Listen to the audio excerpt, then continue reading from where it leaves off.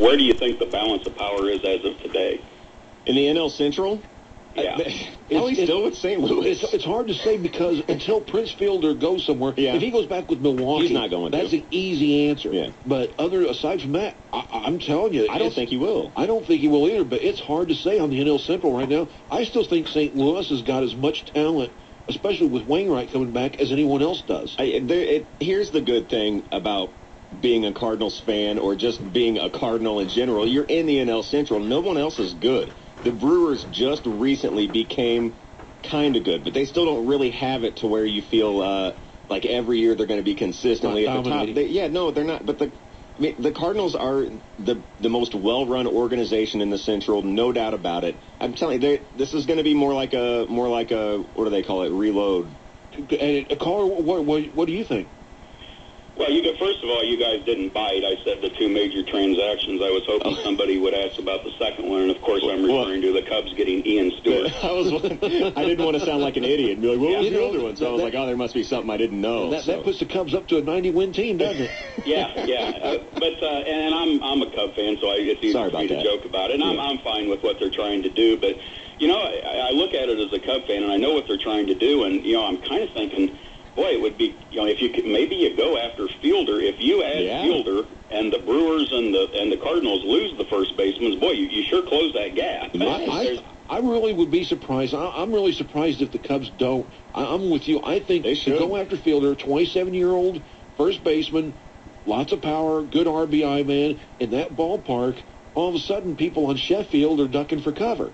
Yeah, you can tell. It's going to be a couple of years before they contend, and just say, hey, be patient. We got Castro here. We'll get you some players, and I think the big paycheck will help him get over not winning for a year or two. So, hey, before I do have a fantasy football question. Oh, yes.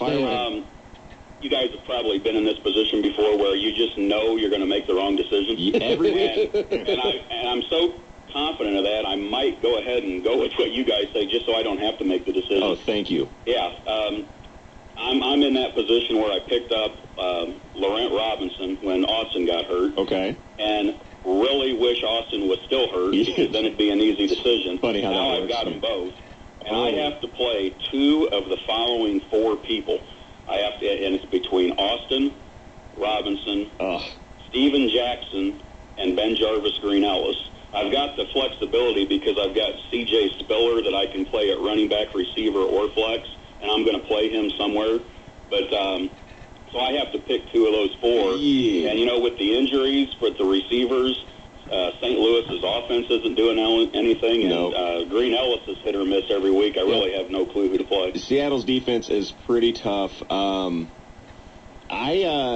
So is Washington's, actually, believe it or not. So, but just to go with your receivers, I'd go Robinson this week over Miles Austin in Austin's first game back. I think Romo's got chemistry working with Robinson. I agree with you, and here's why.